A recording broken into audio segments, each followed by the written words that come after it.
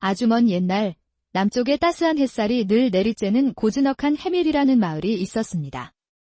그곳에는 유난히 밝고 활기찬 소녀와 차분하고 학구적인 소년이 살고 있었지요. 소녀의 이름은 아란, 사슴처럼 재빠르고 눈은 밤하늘의 별처럼 반짝였습니다. 비록 양반가의 몸종이었지만 그녀의 자유로운 영혼은 그 어떤 신분의 굴레에도 얽매이지 않았습니다. 소년의 이름은 한결, 뼈대 있는 가문의 외아들로 늘 손에서 책을 놓지 않았지만 그의 시선은 항상 아란을 향해 있었습니다. 둘은 신분의 차이를 뛰어넘은 세상에 둘도 없는 친구였습니다. 한결 도련님, 오늘도 글 공부만 하실 건가요? 뒷산의 산딸기가 아주 탐스럽게 익었단 말이에요. 아란이 반짝이는 눈으로 재촉하면 한결은 손에 든 서책을 내려다보며 곤란한 표정을 짓곤 했습니다. 아란아, 오늘은 정말 안 된다. 곧 있을 향시를 준비해야 한단 말이다. 아버지께 또 혼날 수는 없어. 에이, 도련님은 맨날 그 소리. 딱 한 시즌만 머리를 식히고 나면 글이 더 잘 들어올거려? 자, 어서요. 결국 한결은 아란의 성화에 못 이겨 서책을 내려놓고 따라 나섰습니다. 두 아이는 함께 개울가에서 물장구를 치고 산에 올라 새를 쫓으며 웃음꽃을 피웠습니다. 특히 아란의 돌팔매 솜씨는 타의 추종을 불허했습니다. 그녀가 던진 돌멩이는 바람을 가르며 날아가 정확히 목표물을 맞췄고 마을 어른들조차 혀를 내두를 정도였습니다. 시간은 물처럼 흘러 장난기 넘치던 두 아이는 어느새 늠름한 청년과 아름다운 처녀로 성장했습니다. 한결은 과거 시험 준비에 더욱 매진했고 아란은 그런 그를 묵묵히 지켜보며 응원했습니다. 도련님은 이제 책하고만 노시니 나는 심심해서 어쩌나. 산에 가서 약초나 캐와야겠다. 어느 화창한 가을날 아란은 바구니를 들고 홀로 산에 올랐습니다. 약초를 캐며 산 깊은 곳으로 들어갔을 때 숲 저편에서 웅장한 말발굽 소리가 들려왔습니다. 평범한 사냥 행렬과는 다른 엄숙하고 위험 있는 분위기. 호기심이 동한 아란은 덤불 뒤에 몸을 숨기고 그들을 훔쳐보았습니다. 화려한 복장을 한 무리의 중심에는 용좌에 앉아 있어야 할 젊은 임금이 활을 든 채 서 있었습니다. 그의 눈빛은 날카로웠지만 어딘가 모를 고독함이 묻어났습니다. 바로 그 순간 아란의 눈에 숲 어둠 속에서 은밀하게 움직이는 검은 그림자들이 포착되었습니다. 그들의 손에는 서늘한 칼날이 번뜩이고 있었습니다. 속삭이며 저들은 자객인가? 임금님을 노리는 게 틀림없어. 어서 알려야 해. 사냥에 열중한 임금과 호위무사들은 자객들의 접근을 전혀 눈치채지 못하고 있었습니다. 일촉즉발의 위기 상황. 아란은 더 이상 망설일 수 없었습니다. 크게 외치며 전하, 위험하옵니다. 뒤를 조심하십시오. 아란의 외침에 모두가 돌아본 그 찰나, 자객들이 칼을 빼들고 달려들었습니다. 하지만 그보다 먼저 아란이 손에 쥔 돌멩이가 바람을 갈랐습니다. 쉬! 하는 소리와 함께 돌멩이는 정확히 자객 두목의 손목을 강타했고 컥! 하는 비명과 함께 칼이 땅에 떨어졌습니다. 이어서 아란은 쉴 새 없이 돌멩이를 던져 다른 자객들의 무기를 떨어뜨리거나 다리를 맞춰 움직임을 봉쇄했습니다. 신들린 듯한 그녀의 솜씨에 모두가 경악했습니다. 못들 하느냐? 어서 전하를 보호하고 저놈들을 제압하라. 아란 덕분에 시간을 번 호위대가 재빨리 움직여 자객들을 모두 제압했습니다. 순식간에 상황은 정리되었고 젊은 임금은 놀란 눈으로 덤불 뒤에서 나온 아란을 바라보았습니다. 너는 대체 누구인데 과인의 목숨을 구한 것이냐? 송구하옵니다. 전하. 소인은 그저 이 마을에 사는 몸종 아란이라 하옵니다. 고개를 들라. 너의 용기와 그 놀라운 재주가 과인을 살렸다. 그 공이 실로 크도다. 임금의 목소리에는 놀라움과 깊은 호기심이 담겨 있었습니다. 그는 아란에게 후한상을 내리고 오늘의 일은 절대 발설하지 말라는 항고령을 내린 뒤 궁으로 돌아갔습니다. 그날 이후 아란의 삶은 이전과 같았지만 마음속에는 임금의 강렬한 눈빛이 깊이 자리 잡았습니다. 그리고 며칠 뒤 한결의 집에 뜻밖의 손님이 찾아왔습니다.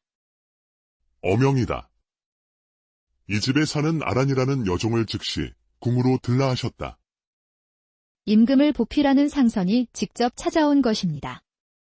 한결과 그의 아버지는 물론 소식을 들은 아란도 사색이 되었습니다. 아란아, 대체 무슨 일이냐? 내가 어찌하여 궁에... 아란은 걱정 가득한 한결의 눈을 보며 미안한 마음을 전할 뿐 차마 아무 말도 할 수 없었습니다. 그녀는 그렇게 자신의 의지와는 상관없이 조선의 심장부, 궁궐로 향하게 되었습니다. 낯설고 화려한 궁궐, 임금 앞에 불려간 아란은 심장이 터질 듯이 뛰었습니다. 아란아, 과인이 너의 재주를 높이 사니 과인의 곁에서 나의 호위무사가 되어주겠느냐? 여종의 신분으로 호위무사가 된다는 파격적인 제안에 모두가 경악했지만 임금의 눈빛은 진지했습니다. 전하, 소인 같은 미천한 자가 어찌 감히. 과인은 신분이 아닌 너의 용기와 능력을 믿는다. 자신을 믿어주는 임금의 모습에 아란은 결국 결심했습니다. 그녀는 이제 더 이상 평범한 몸종이 아닌 임금의 그림자가 되어 새로운 운명을 맞이하게 된 것입니다. 궁궐 생활은 쉽지 않았습니다. 양반 출신 무관들은 천출인 아란을 노골적으로 무시하고 괴롭혔습니다. 저런 계집 따위가 어찌 껌을 잡는단 말이냐. 분명 임금님의 총애를 얻으려는 수작일 것이다. 무예는 신분으로 익히는 것이 아니라 피나는 노력으로 얻는 것이라 배웠습니다. 실력으로 보여드리지요. 아란은 타고난 배짱과 악발이 근성으로 훈련에 임했고 놀라운 속도로 무술 실력을 키워나갔습니다. 그녀의 비범함은 임금의 귀에도 들어갔고 임금은 그녀를 더욱 신뢰하게 되었습니다. 임금은 아란을 가까이 두며 허물없이 대했고 아란 또한 임금 앞에서도 주눅 들지 않고 솔직한 모습을 보였습니다. 전하, 너무 오래 앉아만 계시니 옥체가 상하실까 염려되옵니다. 잠시 저와 함께 궁궐 마당이나 한 바퀴 도시지요. 허, 내 말이 옳구나. 과인이 너무 앉아만 있었나 보다. 좋다. 함께 걷자꾸나. 둘 사이에는 신분을 초월한 특별한 교감이 싹텄습니다. 하지만 궁궐의 어둠 속에서는 거대한 음모가 자라나고 있었습니다. 바로 자신의 권력을 잃을 것을 두려워한 영의정이었습니다. 저 천한 계집이 임금의 눈과 귀를 가리고 있구나. 이대로 두었다가는 나의 대업에 방해가 될 것이다.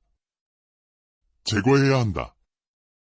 아란은 자신을 향한 수많은 위협을 타고난 감각과 무술로 피했지만 배후에 영의정이 있다는 것을 직감했습니다.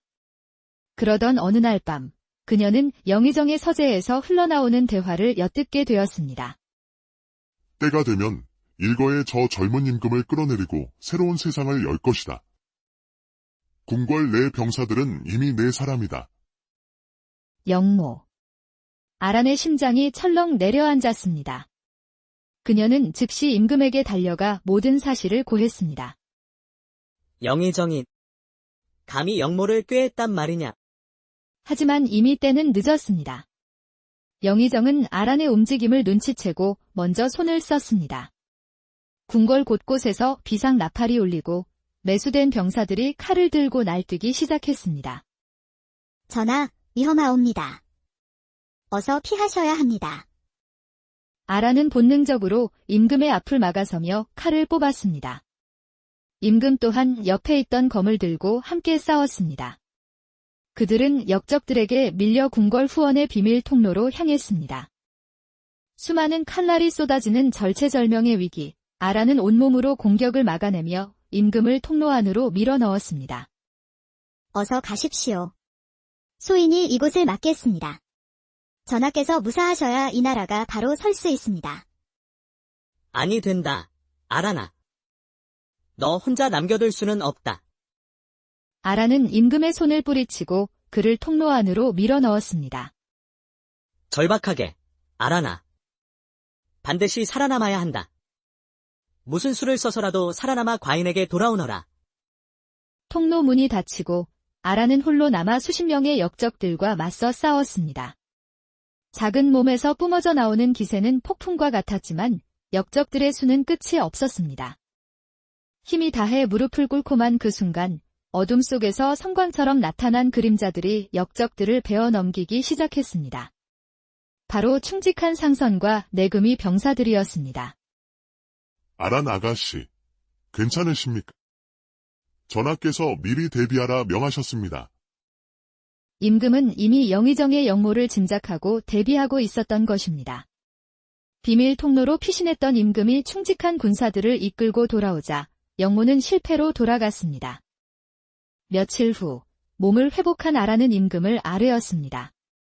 임금은 용상에서 내려와 그녀의 손을 조심스럽게 잡았습니다. 아란아, 무사하여 정말 다행이다. 너는 과인의 목숨을 2번이나 구했고 이 나라를 지켜낸 영웅이다. 떨리는 목소리로 과인이 너를 연모하고 있었다. 부디 이 궁궐에 남아 평생 과인의 곁을 지켜주지 않겠느냐. 임금의 진심 어린 고백에 아란의 마음은 흔들렸지만 그녀의 마음속에는 오직 한 사람, 한결 도련님이 자리하고 있었습니다.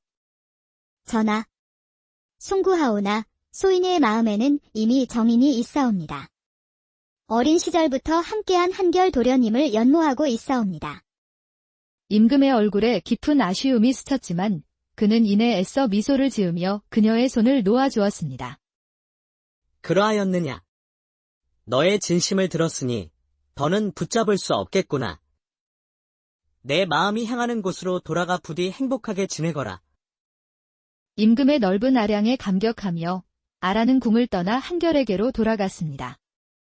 오랜만에 다시 만난 두 사람은 서로를 끌어안고 기쁨의 눈물을 흘렸습니다. 이후 한결은 과거에 급제하여 젊은 인재로 이름을 알렸고 임금은 그 소식을 듣고 한결을 한양으로 불러 중요한 직책을 맡겼습니다. 임금은 비록 아란을 얻지는 못했지만 그녀가 사랑하는 이를 자신의 곁에 둠으로써 그녀의 행복을 지켜주고 평생 곁에서 볼 수 있는 가장 현명한 방법을 택한 것이었습니다. 세 사람은 그렇게 각자의 자리에서 빛나는 삶을 살아가며 신분과 사랑, 우정을 넘나드는 특별한 인연을 이어갔습니다. 어느 날 임금이 한결에게 너무 과한 업무를 지시하자 곁에 있던 아란이 참지 못하고 나섰습니다. 전하, 아무리 일이 중요하시기로서니 저희 도련님을 이리 밤낮으로 부려드시면 어찌합니까? 도련님도 좀 쉬셔야지요. 당황하며 아란아, 어찌 전하께? 당황하는 한결과 달리 임금은 아란의 당돌한 잔소리에 크게 웃음을 터뜨렸습니다. 하! 아란 내 말이 맞구나. 과인이 지환에게 너무 많은 짐을 지웠다. 좋다. 오늘은 이만 쉬도록 하라. 임금에게 거리낌 없이 잔소리하는 아란과 그런 아란에게 혼나면서도 행복한 웃음을 짓는 한결, 그리고 그 모든 것을 흐뭇하게 바라보는 임금. 세 사람은 그렇게 서로에게 든든한 버팀목이 되어주며 조선의 역사 속에 아름다운 이야기 한 폭을 그려냈습니다. 진정한 가치는 신분이 아닌 용기와 지혜, 그리고 서로를 헤아리는 마음에 있음을 보여주면서